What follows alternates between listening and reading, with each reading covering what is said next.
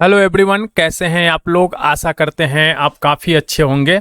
अभी आप स्क्रीन के ऊपर देख रहे हैं घटना चक्र समान अध्ययन पूर्वालोकन भारतीय इतिहास की ये किताब है। और ये किताब जो है बिल्कुल न्यू अपडेट के साथ यानी वर्ष 2022 के लिए ये किताब आई हुई है। इस किताब के अंदर 1990 से लेकर वर्ष 2022 तक के जितने भी प्रश्न पत्र हैं यानी यूपीएससी से लेकर और जितने भी स्टेट पीसीएस के प्रश्न पत्र हैं इसको शामिल किया गया है। और ये सारे प्रश्न पत्र जो हैं ये सब्जेक्ट वाइज मोड में शामिल किया गया है। आप यहाँ पे स्क्रीन पे देख सकते हैं ये प्राचीन भारत के इतिहास है। इसके अंदर जो है टोटल 15 चैप्टर को इंक्लूड किया गया है। मध्यकालीन भारत के इतिहास के अंदर जो है टोटल 25 चैप्टर को इंक्लूड किया गया है। और आधुनिक भारत के इतिहास के अंदर टोटल जो है 55 चैप्टर को इस बुक के अंदर इंक्लूड किया गया है।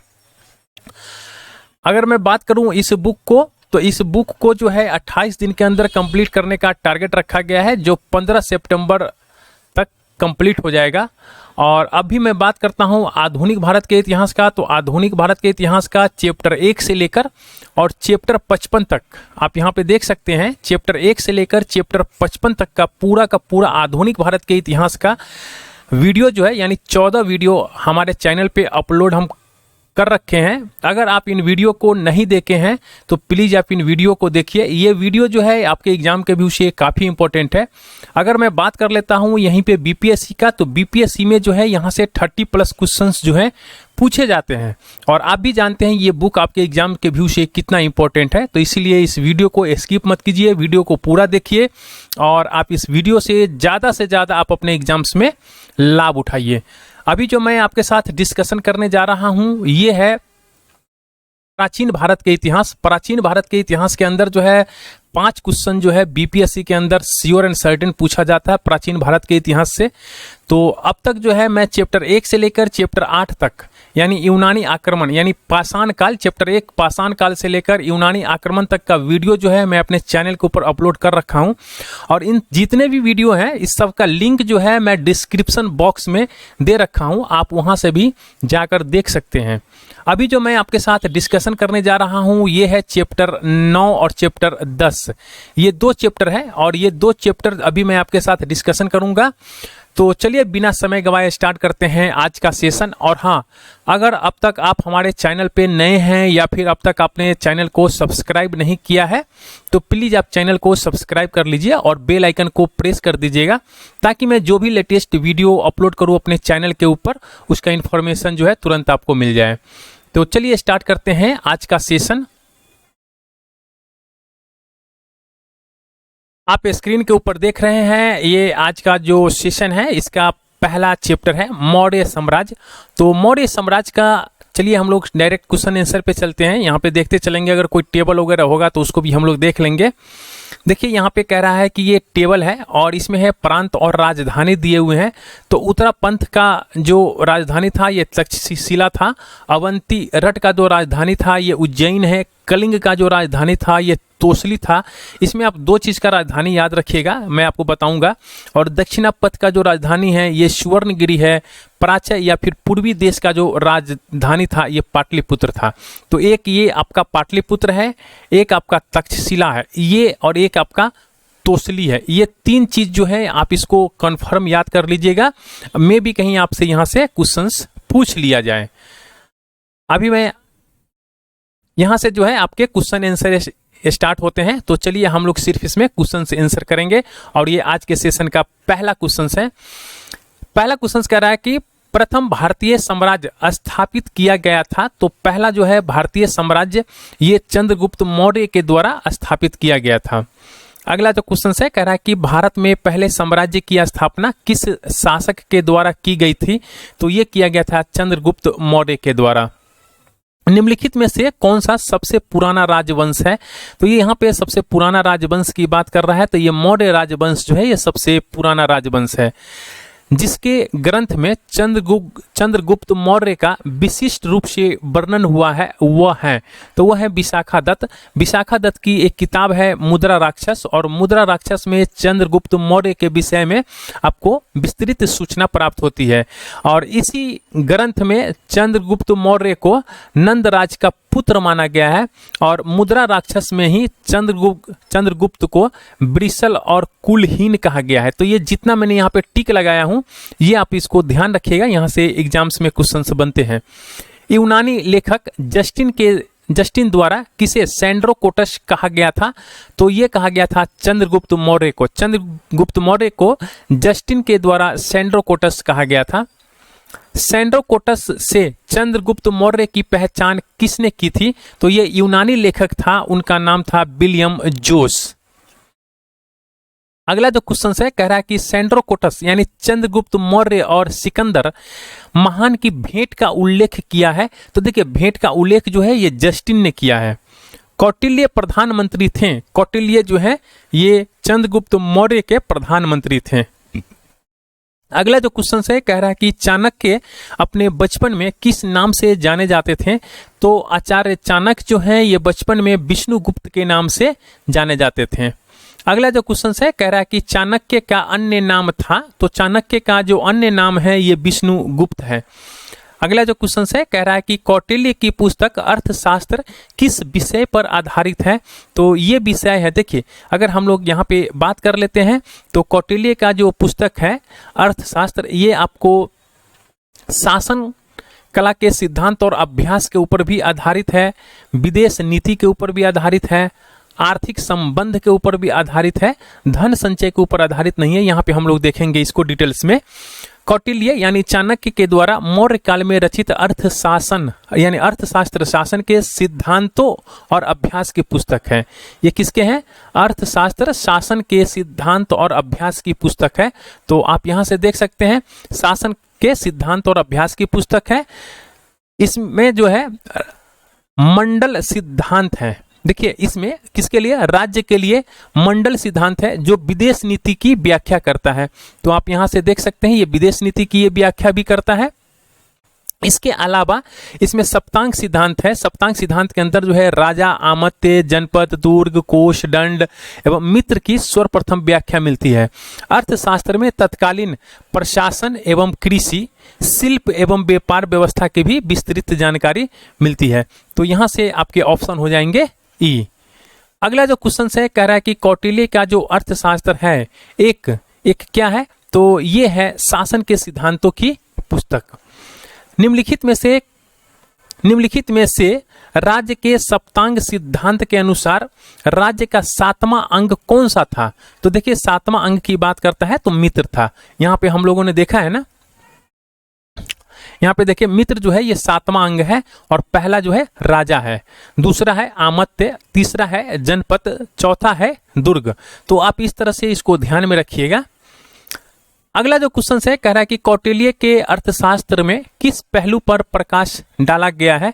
तो ये डाला गया है राजनीतिक नीतियां के ऊपर। निम्नांकित में से किसकी तुलना मैकियावेली के प्रिंस से की जा सकती है? तो मैकियावेली के प्रिंस से तुलना किया जाता है कौटिल्य का अर्थशास्त्र। किसके शासनकाल में डिमेक्स भारत आया था? तो डिमेक्स जो है ये बिंदुसार के शासनकाल में भारत आया था।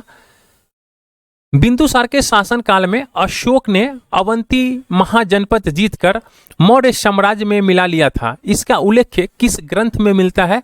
तो इसका उल्लेख जो है बुद्ध घोष की सामंत पसादिका में मिलता है। अगला जो क्वेश्चन है कह रहा है कि पाटलिपुत्र में स्थित चंद्रगुप्त का महल मुख्यतः बना था? तो ये लकड़ी का बना था। अगला जो क्वेश्चन है कह रहा है कि किस प्राचीन नगर के अवशेष कुम्हार स्थल से प्राप्त हुए हैं? तो कुम्हार से जो है ये पाटलिपुत्र के प्राप्त हुए हैं। बुलंदी बाग प्राचीन स्थान था? तो बुलंदी बाग प्राचीन स्थान था आपके पाटलिपुत्र का। निम्नलिखित में से किस मौर्य राजा ने दक्कन की विजय प्राप्त की थी? तो दक्कन के विजय की बात करता है तो ये चंद्रगुप्त मौर्य। देखिए अगर अशोक की बात करते हैं तो अशोक सिर्फ एक कलिंग का युद्ध ही जीता था, तो यहां से अशोक नहीं होगा, चंद्रगुप्त मौर्य हो जाएगा। मालवा, गुजरात, महाराष्ट्र किस शासक ने पहली बार जीता था? तो ये जीता था आपको चंद्रगुप्त मौर्य ने। अगला जो क्वेश्चन है कह रहा है कि अभिलेख जिससे यह प्रमाणित होता है कि चंद्रगुप्त का प्रभाव पश्चिम भारत पर था? तो यह है रुद्रदामन के जूनागढ़ का अभिलेख। अगला जो क्वेश्चन है कह रहा है कि गुजरात चंद्रगुप्त मौर्य के साम्राज्य में सम्मिलित था। यह प्रमाणित होता है कि रुद्रदामन के जूनागढ़ के शिलालेख से यानी अभिलेख से। सेल्यूकस, जिनको अलेक्जेंडर के द्वारा सिंध एवं अफगानिस्तान का प्रशासक नियुक्त किया गया था, को किस भारतीय राजा ने हराया था? तो ये हराया था चंद्रगुप्त ने। चंद्रगुप्त मौर्य ने सेल्यूकस को किस वर्ष में पराजित किया था? तो ये किया था 305 ईसा पूर्व में। देखिए यहाँ पे एक मैप दिया हुआ है और इस मैप के हिसाब से अगर हम लोग देखें तो अशोक से उसके शासन काल के अंतिम समय था। तो ये जो मैप दिया हुआ है, इस मैप में जो ये लाइनिंग दिया हुआ है यहाँ पे दिया गया मानचित्र संबंधित है। तो ये जो लाइनिंग दिया गया है ये आपके अशोक के शासनकाल के अंतिम समय से संबंधित है। किसने सहिष्णुता, उदारता और करुणा की त्रिविध आधार पर राजधर्म की स्थापना किया था? तो यह किया था अशोक ने। अगला जो क्वेश्चन है कह रहा है कि निम्न में से कौन सा क्षेत्र अशोक के साम्राज्य में सम्मिलित नहीं था? तो अशोक के साम्राज्य में जो सम्मिलित नहीं था वो था श्रीलंका। अशोक के निम्नलिखित अभिलेखों में से किसमें दक्षिण भारतीय राज्यों का उल्लेख हुआ है? तो दक्षिण भारतीय राज्यों का उल्लेख जो हुआ है ये द्वितीय मुख्य शिलालेख में हुआ है। भारत का प्रथम अस्पताल एवं औषधि बाग निर्माण करवाया था? तो ये निर्माण करवाया था अशोक ने। अशोक ने बौद्ध होते हुए भी हिंदू धर्म में आस्था नहीं छोड़ी, इसका प्रमाण है। तो इसका प्रमाण क्या है? देव नाम पिए की उपाधि। निम्नलिखित में से किस स्रोत में अशोक के राज्यकाल में तृतीय बौद्ध सहमति होने का उल्लेख मिलता है? तो ये आपको मिलता है दीपवंश और महावंश, ये आपके बी में।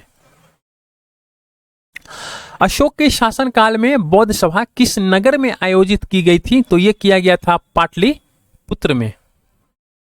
निम्नलिखित मौर्य शासक बौद्ध धर्म के अनुयायी थे? तो देखिए यहाँ पे हमें सही उत्तर चुनना है। तो ये आपके हो जाएंगे चंद्रगुप्त और ये हो जाएंगे बिंदुसार, सॉरी ये हो जाएंगे आपके अशोक और दशरथ।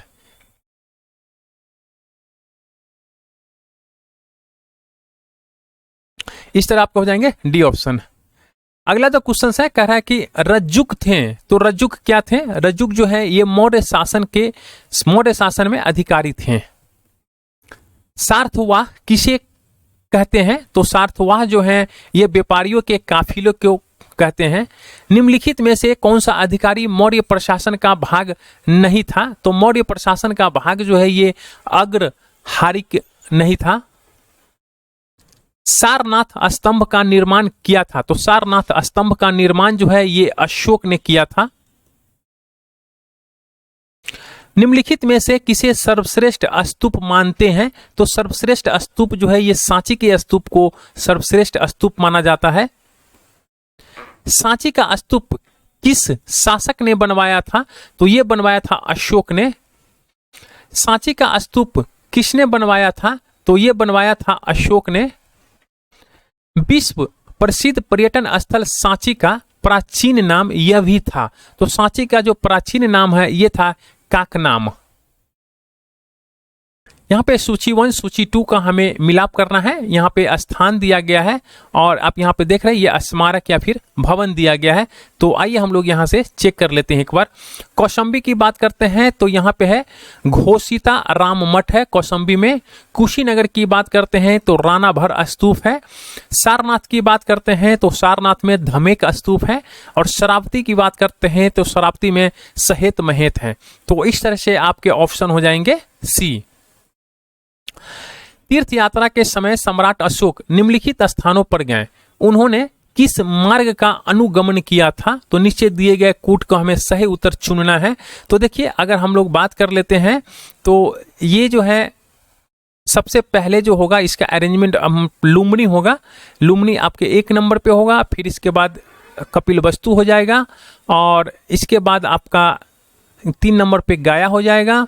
इसके बाद आपका 4 नंबर पे सारनाथ हो जाएगा और ये 5 नंबर पे आपका कुशीनगर हो जाएगा और 6 नंबर पे आपका शरावती हो जाएगा। तो इस तरह से आप इसको ध्यान रखिएगा, ये आपका ऑप्शन डी हो जाएगा। यानी सबसे पहले क्या है, लुम्बिनी। अगला जो क्वेश्चन है कह रहा है कि अशोक के शिलालेख में प्रयुक्त भाषा है। तो अशोक के शिलालेख जो है इसमें जो है प्राकृत भाषा है। अगला जो क्वेश्चन है कह रहा है कि निम्नांकित में से कौन सा अशोक कालीन अभिलेख खरोष्टी लिपि में है। तो खरोष्टी लिपि में जो है ये शहबाज गढ़ी का जो अभिलेख है ये आपके खरोष्टी लिपि में है। पत्थर पर प्राचीनतम शिलालेख किस भाषा में थे। तो पत्थर के ऊपर जो है प्राचीनतम शिलालेख जो है ये प्राकृत भाषा में है। ब्राह्मी लिपि का प्रथम उद्वाचन किस पर उत्कीर्ण अक्षरों में किया गया है। तो यह है पत्थर की पट्टियों पर। अशोक के शिलालेखों को सर्वप्रथम किसने पढ़ा था। तो यह पढ़ा था जेम्स प्रिंसेप ने। अशोक के अभिलेखों को सर्वप्रथम पढ़ा था। तो यह पढ़ा था जेम्स प्रिंसेप ने। ब्राह्मी लिपि को सर्वप्रथम किसने पढ़ा था। तो यह पढ़ा था जेम्स प्रिंसेप ने। अशोक के शिलालेखों को पढ़ने वाला प्रथम अंग्रेज कौन था। तो यह था जेम्स प्रिंसेप। सम्राट अशोक के राजा देशों का सबसे पहले विकुटन यानी डिसाइफर किसने किया था। तो यह किया था जेम्स प्रिंसेप ने। मौर्य साम्राज्य के पेशावर के निकट उत्तर पश्चिम भाग में अशोक के शिलालेख थे। तो ये थे खरोष्टी लिपि में। वह स्थान जहां प्राक अशोक ब्राह्मी लिपि का पता चला तो यह है अनुराधापुर। प्राचीन भारत में निम्नलिखित में से कौन सी एक लिपि दाईं से बाईं ओर लिखी जाती है। तो ये आपको खरोष्टी जो है ये दाईं से बाईं ओर लिखी जाती है। निम्नलिखित में से प्राचीन भारत में कौन सी लिपि दाहिने से बाईं ओर लिखी जाती है। तो ये खरोष्टी जो है दाहिने से बाईं ओर लिखी जाती है।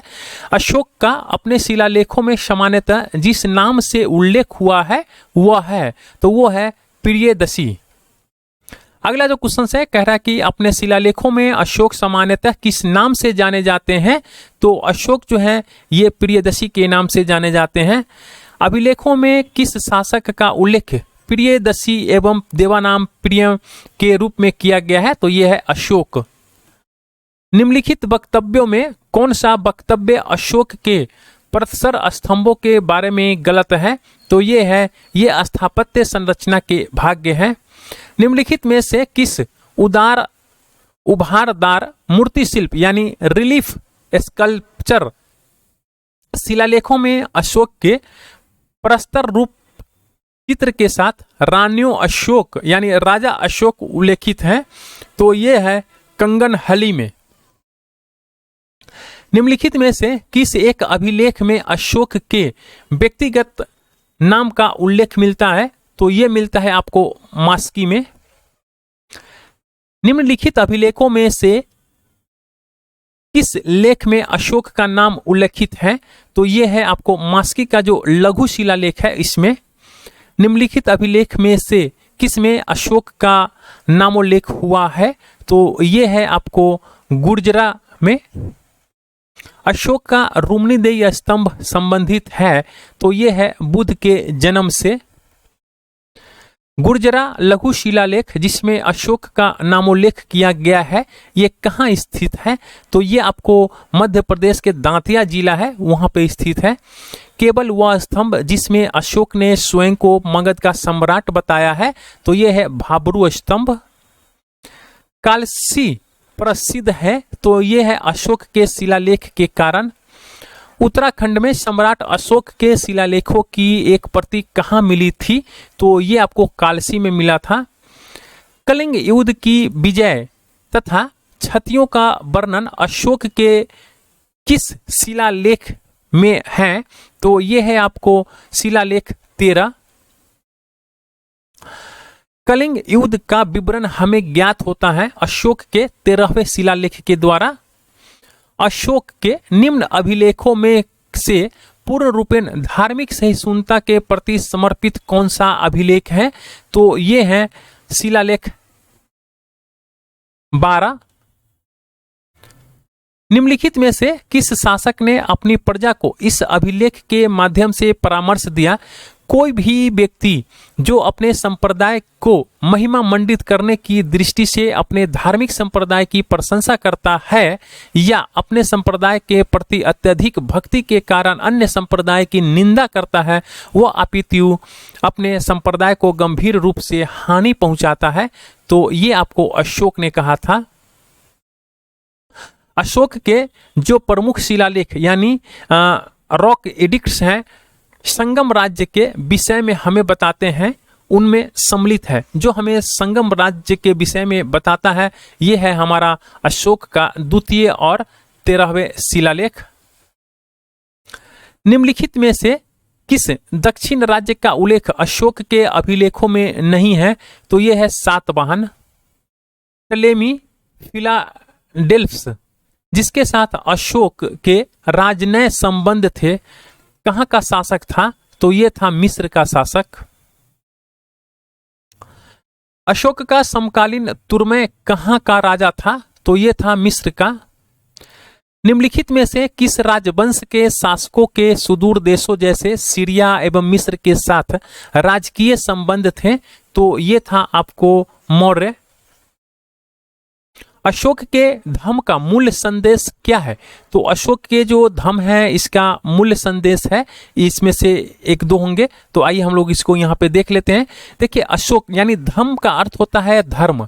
तो अशोक के जो धर्म है यह एक नैतिक संहिता है। तो यहाँ पे देखिए नहीं दिया है। अशोक अपने दूसरे और 7वें शिलालेख के माध्यम से संदेश देता है। आपा शीनवे बहु कयाने दया दाने सच्चे सोचिए मादय साधवे च, अर्थात कम पाप करना। देखिए तो यहाँ पे क्या है? कम पाप करना नहीं है, कल्याण करना, दया दान करना, सत्य बोलना, पवित्रता से रहना, स्वभाव में मधुरता और साधुता बनाए रखना। तो इस प्रकार जो है अशोक धम्म के जो मूल्य संदेश है क्या है? शांति और अहिंसा, बड़ों का सम्मान और धार्मिक सहनशीलता निहित है। तो यहाँ पे देखिए शांति और अहिंसा, बड़ों का सम्मान और धार्मिक सहनशीलता, ये जो है ये तीनों के कारण जो है आपके ऑप्शन जो होंगे वो ई हो जाएंगे। अगला जो क्वेश्चन है कह रहा है कि निम्न में से अशोक के किस अभिलेख में पारंपरिक अवसरों पर पशु बलि पर रोक लगाई गई? ऐसा लगता है कि यह पाबंदी पशुओं के वध पर थी। तो यह है अशोक के स्तंभ अभिलेख 5। अगला जो क्वेश्चन है कह रहा है कि निम्नलिखित प्राचीन भारतीय अभिलेखों में से कौन सा एक खाद्यान्न को देश में संकट काल में उपयोग हेतु सुरक्षित रखने के बारे में प्राचीनतम शाही आदेश है? तो यह है शोहगौरा त्रामपत्र। अगला जो क्वेश्चन है यहाँ पे एसर्शन और रीजन दिए गए हैं और कह रहा है कि इसमें से कौन सा सही है। तो आइए हम लोग यहाँ पे देख लेते हैं। अशोक ने कलिंग को मौर्य साम्राज्य में जोड़ लिया था। तो ये बात बिल्कुल सही है। अशोक एक ही युद्ध जीता था, कलिंग का युद्ध, और लड़ा भी था एक ही। कलिंग दक्षिण भारत को जाने वाले स्थलीय व समुद्री मार्गों को नियंत्रित करता था। तो ये भी जो है बिल्कुल सही है, यानी इसके हो जाएंगे ए और आर दोनों सही हैं और ये रीजन भी है ए का। अगला है यहाँ पे फिर एसर्शन और रीजन दिया हुआ है। कह रहा है कि मौर्यकालीन शासकों ने धार्मिक आधार पर भू अनुदान नहीं दिया था। तो ये जो है आपके बिल्कुल सही है। भूदान के विरुद्ध कृषकों ने विद्रोह किया था। तो ये आपके गलत है। तो इस तरह आपके हो जाएंगे सी। अगला जो क्वेश्चन है कह रहा है कि प्रसिद्ध यूनानी राजदूत मेगास्थनीज भारत में किसके दरबार में आए थे? तो ये आए थे चंद्रगुप्त मौर्य के दरबार में। और काफी इंपॉर्टेंट क्वेश्चन है ये। मेगास्थनीज दूत था। तो मेगास्थनीज जो है ये सेल्यूकस निकेटर का दूत था। किसके शासनकाल में मेगास्थनीज भारत आया था? तो ये था चंद्रगुप्त मौर्य। मौर्य समाज का 7 वर्गों में विभाजन का विशेष रूप से उल्लेख किया गया है। तो यह उल्लेख किया गया है आपको मेगास्थनीज की पुस्तक इंडिका में। मेगास्थनीज ने भारतीय समाज को कितनी श्रेणी में विभाजित किया है? तो यह किया है आपको 7 वर्गों में। निम्नलिखित में से किस स्रोत में उल्लेखित है कि प्राचीन भारत में दास्ता नहीं था? तो देखिए, प्राचीन भारत में दास्ता जो है नहीं था, ये मेगास्थनीज की पुस्तक है, इंडिका में बताया गया है। मौर्य साम्राज्य का विभाजन जो है 7 वर्गों में विशेष तौर पर उल्लेखित है, तो ये है मेगास्थनीज की पुस्तक इंडिका में। मौर्य काल में टैक्स को छुपाने यानी चोरी के लिए इनमें से क्या दंड दिया जाता था? तो ये है मृत्युदंड। अगला जो क्वेश्चन है, कह रहा है कि वह स्रोत जिसमें पाटलिपुत्र के प्रशासन का वर्णन उपलब्ध है, तो ये है आपको इंडिका में। निम्नलिखित में से कौन स्रोत मौर्य नगर प्रशासन का विस्तृत विवरण प्रस्तुत करता है? तो ये है मेगास्थनीज की पुस्तक इंडिका। मेगास्थनीज की पुस्तक का क्या नाम है? तो इंडिका। इंडिका का मूल लेखक था तो मेगास्थनीज। इंडिका का लेखक कौन था? तो ये था मेगास्थनीज। इंडिका का लेखक था तो मेगास्थनीज।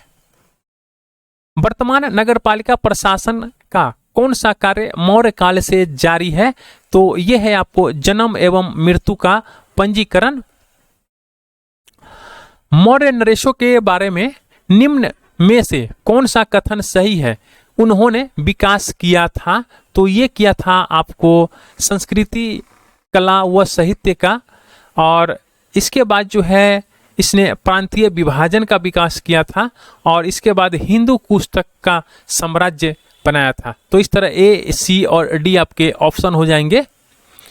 अगला जो क्वेश्चन है, कह रहा है कि भाग व बलि थे, तो भाग व बलि जो है ये राजस्व के स्रोत थे। मौर्य काल में भूमि कर जो कि राज्य की आय का प्रमुख स्रोत था, किस अधिकारी द्वारा एकत्रित किया जाता था? तो ये था सीताध्यक्ष। सीताध्यक्ष के द्वारा एकत्रित किया जाता था। मौर्य काल में सीता से तात्पर्य है, तो सीता से तात्पर्य है राजकीय भूमि से प्राप्त आय। मौर्य मंत्री परिषद में निम्न में से कौन राजस्व इकट्ठा करने में संबंधित था? तो ये था समहर्ता।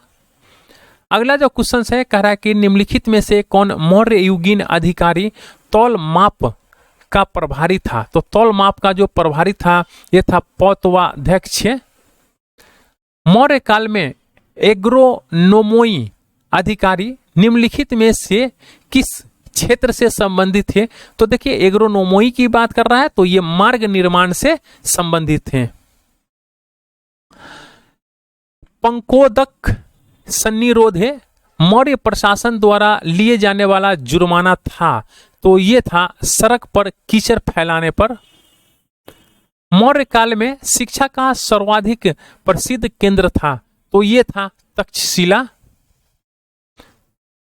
कौटिल्य के अर्थशास्त्र के अनुसार मौर्यकालीन न्याय व्यवस्था में निम्नलिखित न्यायालय अस्तित्व में थे, तो ये था आपको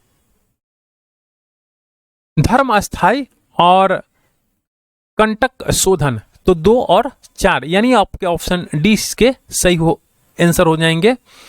भारत के संस्कृति इतिहास के संदर्भ में इतिवृत्तों, राजवंशीय इतिहासों और वीर गाथाओं को कंठस्थ करना निम्नलिखित में से किसका व्यवसाय था?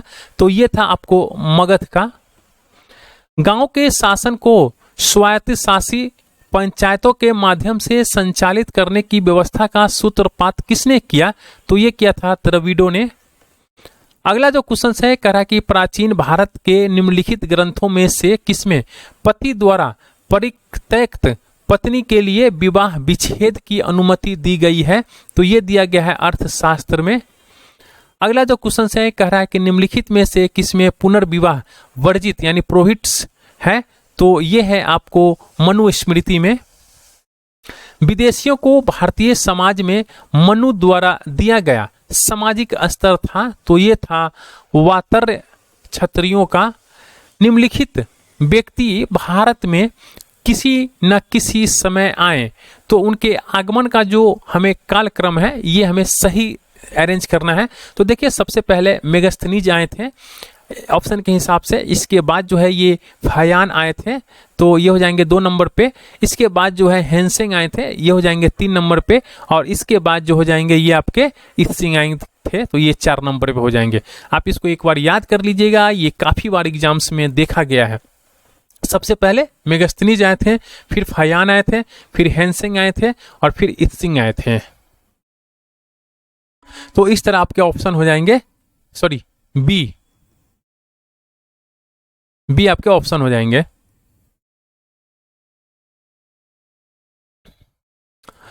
अगला जो क्वेश्चन है कह रहा है कि यहाँ पे सूची 1 और सूची 2 का हमें मिलाप करना है। तो यहां से हम लोग देख लेते हैं।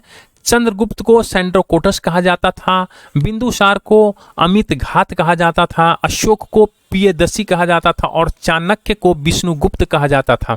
तो ये आप ध्यान में रखिएगा, यहां से एक क्वेश्चन जो है आपके एग्जाम्स में 100% पूछे जाएंगे। अंतिम मौर्य सम्राट था, तो अंतिम मौर्य सम्राट जो था ये बृहद्रथ था। और बृहद्रथ की हत्या कौन किया था? तो इसका सेनापति, उसका नाम था पुष्यमित्र शुंग, और इसी ने जो है शुंग वन की स्थापना किया था। देखिए यहाँ पे निम्न कथन दिए गए हैं, इस पे हमें विचार करना है और यहाँ से हमें सही उत्तर को चुनना है। तो देखिए अगर हम लोग बात कर लेते हैं, अंतिम मौर्य शासक बृहद्रथ की हत्या उसके प्रधान सेनापति पुष्यमित्र शुंग ने किया था, तो ये बिल्कुल सही है। अंतिम शुंग राजा देवभूति की हत्या उसके ब्राह्मण मंत्री वासुदेव कन्नब ने की और उसने जो है राज सिंहासन हथिया लिया था, तो ये भी बिल्कुल सही है। अगर हम लोग बात कर लेते हैं, आंध्र ने कन्नब राजवंश के अंतिम शासक को पद वंचित किया था, तो यह भी बिल्कुल सही है। तो इस तरह आपके ऑप्शन डी हो जाएंगे। ईस्वी सन के पूर्व की कुछ शताब्दियों में निम्नलिखित में से किन शासकों ने गिरनार क्षेत्र में जल संसाधन व्यवस्था की ओर ध्यान दिया था? तो ये दिया था आपको चंद्रगुप्त मौर्य और अशोक ने।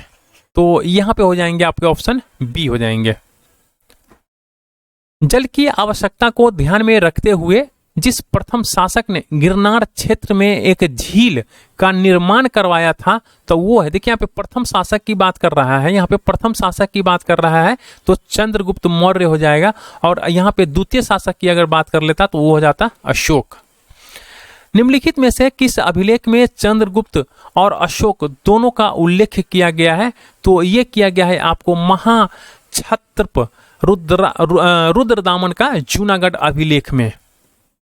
निम्नलिखित अभिलेखों में से किसमें अशोक का अभिलेख पाया गया है? तो अशोक का जो अभिलेख पाया गया है ये रुद्रदामन के जूनागढ़ अभिलेख में। अगला जो क्वेश्चन है कह रहा है कि बराबर की जो पहाड़ियां थी इसके गुफाओं के विषय में निम्न में से कौन सी एक सही नहीं है? तो हमें सही नहीं है कि चुनना है। अगर हम लोग बात कर लेते हैं, बराबर की पहाड़ियों पर कुल 4 गुफाएं थे, तो ये बिल्कुल सही है। 3 गुफाओं की दीवार पर अशोक के अभिलेख उत्कीर्ण थे, तो ये भी बिल्कुल सही है। ये अभिलेख इन गुफाओं को आजीविकाओं को समर्पित होने का उल्लेख करते हैं, तो ये भी बिल्कुल सही है। ये अभिलेख जो हैं ये ईसा पूर्व 6वीं शताब्दी के हैं, तो ये गलत है। तो इस तरह से आपके गलत आंसर हो जाएंगे डी।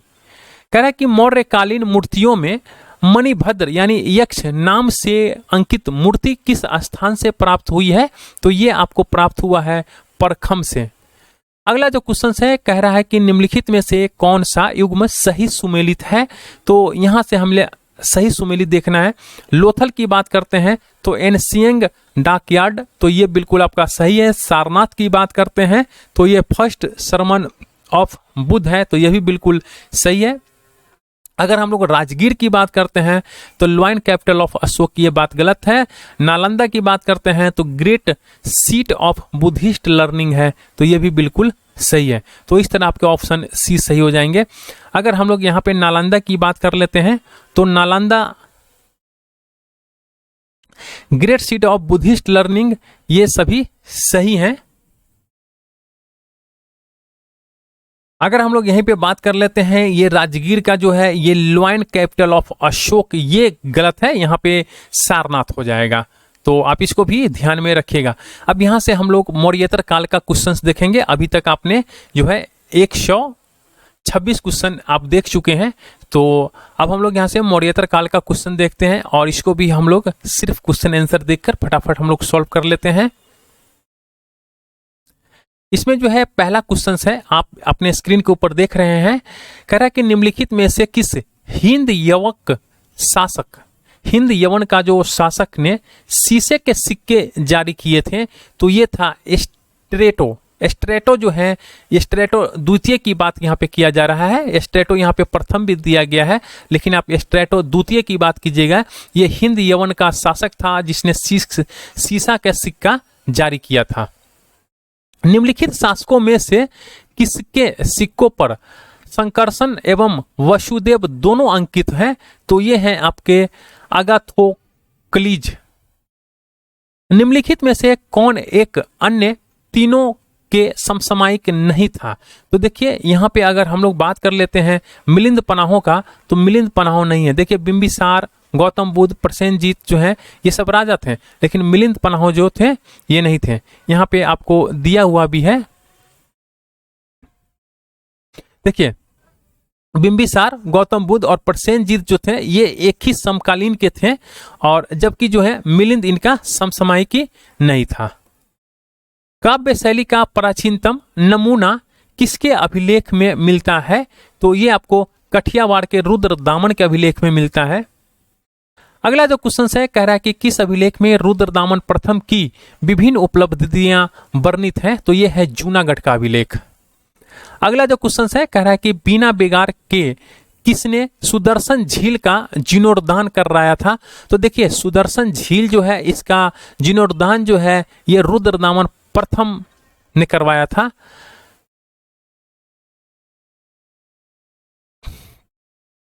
काद्रमक क्षत्रपों के निम्नलिखित में से किस धातु में अति दुर्लभ सिक्के प्रचलित किया? तो ये क्या था? त्राम। अगला जो क्वेश्चन है सूची 1 और सूची 2 का हमें मिलाप करना है, तो यहां से हम लोग इसको देख लेते हैं। डिमेट्रियस ये हिंद यूनानी है, रुद्रदामन जो है ये शक है, और गोंडोफर्नी जो है ये पहलव है, बीम जो है ये कुषाण है। अगला जो क्वेश्चन है कह रहा है कि उत्तरी और उत्तरी पश्चिम भारत में सर्वाधिक संख्या में तांबे के सिक्के को किसने जारी किया था? तो ये तांबे के सिक्के को जो है ये कुषाणों ने जारी किया था। प्राचीन भारत में निम्न में से किस एक ने नियमित रूप से सोने के सिक्के चलाए थे? तो ये कुषाण ने सोने के सिक्के चलाया था, और ये बीपीएससी 67 में पूछा गया, 67 या 66 में पूछा गया क्वेश्चन है, आप इसको ध्यान में रखिएगा। बुध का किसके सिक्कों पर अंकन हुआ है? तो बुध का जो अंकन हुआ है या कनिष्क के सिक्कों पर अंकन हुआ है। निम्नलिखित में से किस शासक को सर्वप्रथम सोने के सिक्के जारी करने का श्रेय जो है दिया जाता है? तो ये है बिम कदफिसेसस। ये हैं आपके कुषाण शासक थे बिम कदफिसेसस। निम्नलिखित में से किसने भारत में स्वर्ण सिक्कों का प्रचलन नियमित उपयोग के लिए किया था? तो ये किया था आपका बिम कदफिसेसस। इनमें से किसने सर्वप्रथम व्यापक पैमाने पर स्वर्ण मुद्रा का प्रचलन किया था? तो ये किया था आपको बिम कदफिसेसस। देखिए यहाँ पे मैंने कहा था कि बीपीएससी में पूछा था, 64th बीपीएससी में ये पूछा हुआ है। यौधेय सिक्कों पर किस देवता का अंकन मिलता है? तो यौधेय सिक्कों पर जो है आपके कार्तिक का अंकन मिलता है। कनिष्क के सारनाथ बौद्ध प्रतिमा अभिलेख की तिथि क्या है? तो ये तिथि है 81वीं सन। कुषाण शासक कनिष्क का राज्याभिषेक किस सन में हुआ था? तो ये हुआ था आपको 78 एडी में। शक संवत कब प्रारंभ किया गया था? तो शक संवत जो है ये 78 में प्रारंभ किया गया था। विक्रम एवं शक संवतों में कितना का अंतर होता है? तो ये आपको 135 वर्ष का अंतर होता है। शक संवत पर आधारित राष्ट्रीय पंचांग कैलेंडर का एक चैत्र यानी ग्रेगोरियन कैलेंडर पर आधारित 365 दिन के सामान्य वर्ष की निम्नलिखित तिथियों में से किस एक के तदनुरूप है? तो ये है 22 मार्च अथवा 21 मार्च। विक्रम संवत कब से प्रारंभ हुआ है? तो ये हुआ है आपको 57 ईसा पूर्व से। निम्नलिखित में से कौन सा वर्ष दिसंबर 2009 में शक संवत का वर्ष होगा? तो ये होगा आपको 1931 का। कनिष्क के समकालीन निम्नलिखित नामों का अध्ययन करें और निम्नांकित उत्तर कोड के अनुसार अपना उत्तर इंगित करें। तो यहाँ से जो है हम लोग उत्तर को चुनते हैं। तो देखिए यहाँ पे अश्व घोष जो है और आपको जो है वसुमित्र ये आपके सही उत्तर हो जाएंगे। अश्वघोष किसका समकालीन था? तो अश्वघोष जो है ये कनिष्क का समकालीन था। निम्नलिखित में से कौन एक कनिष्क के दरबार से संबंध नहीं था? तो अश्वघोष तो था ही, आपके चरक भी था, नागार्जुन भी था, इस तरह पतंजलि जो है ये नहीं थे। निम्नलिखित में से कौन कनिष्क प्रथम के दरबार में नहीं गया था?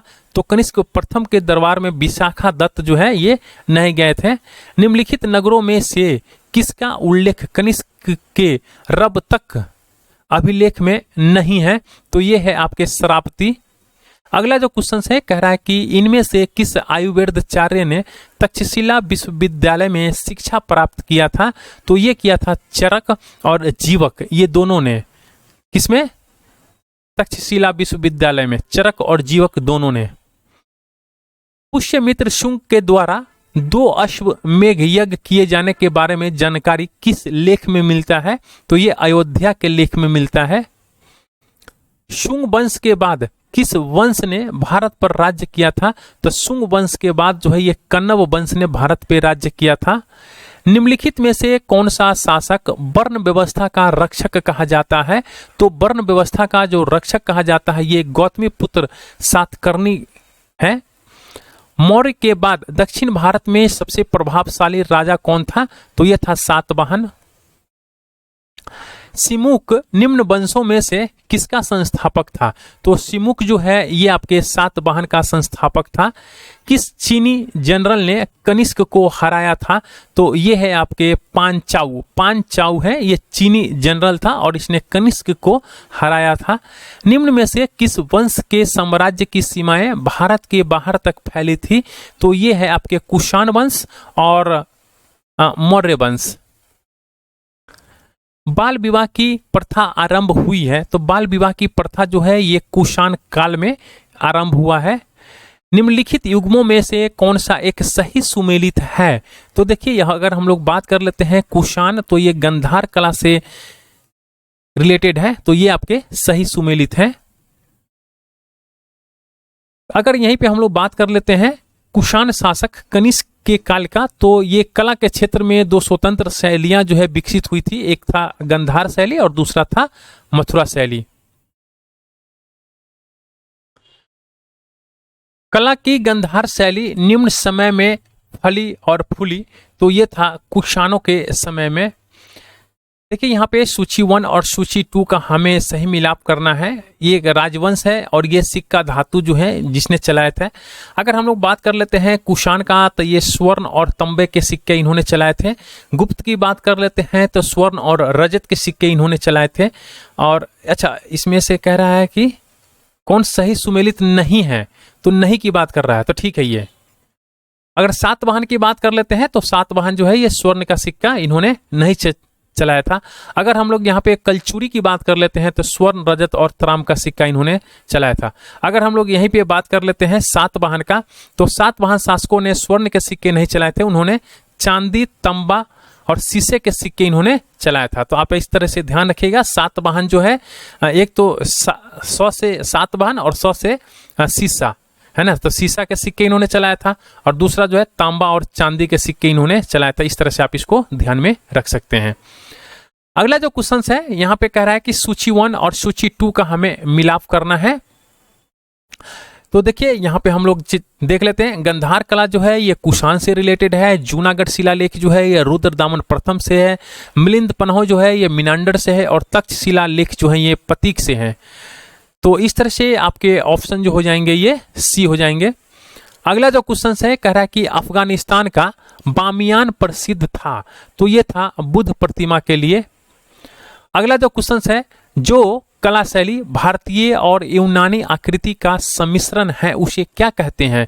तो उसे हम लोग गंधार कहते हैं। आप इसको ध्यान में रखिएगा, ये भारतीय और यूनानी का मिश्रण है। ये हमारा जो कला संस्कृति है ये भारतीय और यूनानी का मिश्रण है, उसको हम लोग गंधार शैली कहते हैं। गंधार कला शैली, गंधार कला शैली एक संश्लेषण है, तो ये भारतीय और यूनानी का अभी आपने देख लिया। निम्नलिखित में से किस मूर्ति कला में सदैव हरित स्तरित चट्टान का प्रयोग माध्यम के रूप में होता था, तो ये है गंधार मूर्तिकला। प्राचीन काल में भारत पर आक्रमणों के संबंध में निम्नलिखित में से कौन सा एक सही कालक्रम है? तो ये आपको यूनानी, शक और कुषाण, आप इसको ध्यान रखिएगा। पहला ईरानी शासक जिसने भारत में कुछ भाग को अपने अधीन किया था, तो ये किया था डेरियस प्रथम ने।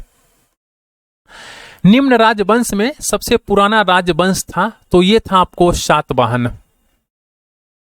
आंध्र सातवाहन राजाओं की सबसे लंबी सूची किस पुराण में मिलती है? तो ये आपको मिलता है मत्स्य पुराण में।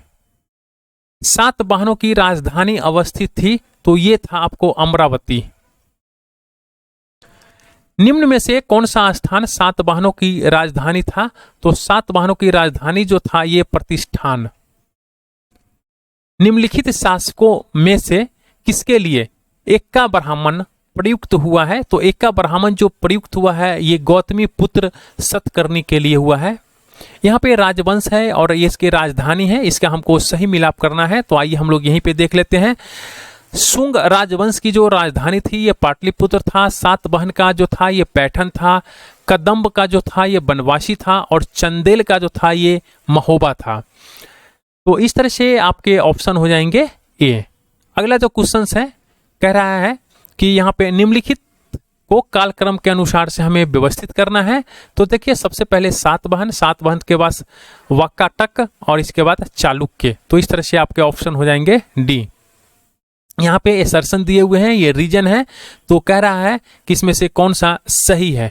तो आइए हम लोग इसको देख लेते हैं। सातवाहन काल में संस्कृत के साथ प्राकृत व अन्य लोक भाषाओं का विकास हुआ था, तो ये बिल्कुल सही है। सातवाहन राजाओं ने साहित्य रचना के लिए संस्कृत तथा अन्य लोक भाषाओं को अपनाया भी था, तो ये भी बिल्कुल सही है और इसके ये रीजन भी सही है। तो इस तरह से आपके ऑप्शन ए जो है ये दोनों सही हो जाएंगे। अगला जो क्वेश्चन है कह रहा है कि सातवाहन शासकों के संदर्भ में ये आपको कुछ कथन दिए गए हैं और आपको इसमें से कौन सा कथन जो है सत्य है इसको हमें चुनना है।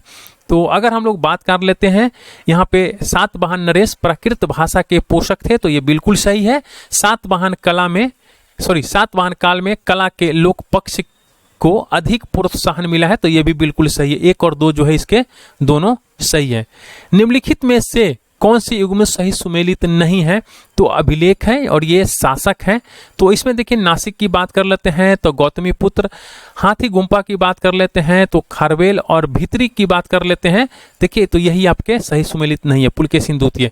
अगर हम लोग यहाँ पे गिरनार की बात कर लेते हैं तो ये रुद्रदामन प्रथम।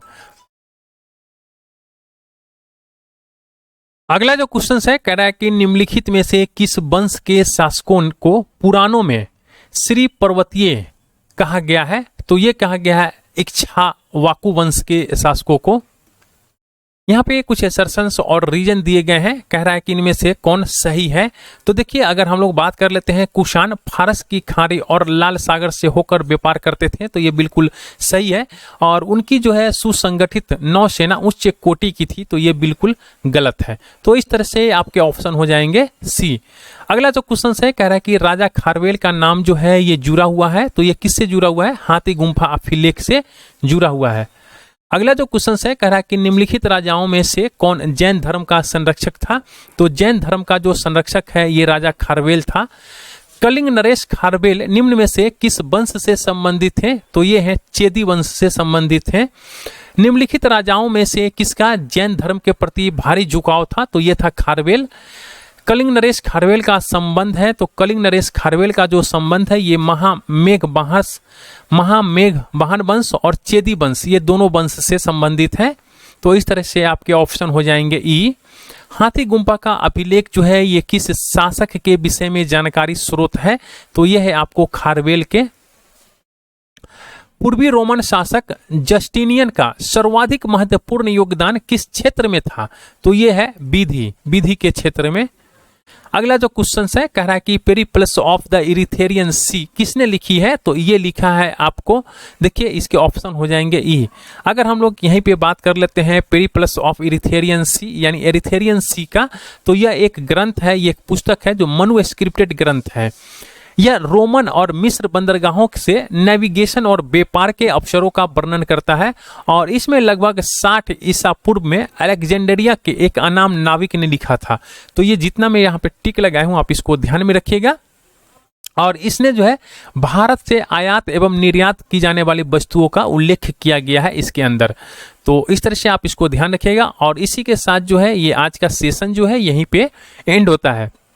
अगर अब तक आपने हमारे चैनल को सब्सक्राइब नहीं किया है तो प्लीज़ आप चैनल को सब्सक्राइब कर लीजिए और बेल आइकन को प्रेस कर दीजिएगा ताकि मैं जो भी लेटेस्ट वीडियो अपलोड करूँ अपने चैनल के ऊपर उसका इन्फॉर्मेशन जो है तुरंत आपको मिल जाए। आगे जो मैं आपके साथ डिस्कशन करूँगा, जो हमारा नेक्स्ट वीडियो आएगा वो आएगा गुप्त एंड गुप्तोत्तर युग का। जो ये गुप्त से संबंधित जितने भी आपके क्वेश्चंस हैं इसे मैं आपके साथ डिस्कशन करूँगा। जब तक के लिए थैंक यू फॉर वॉचिंग।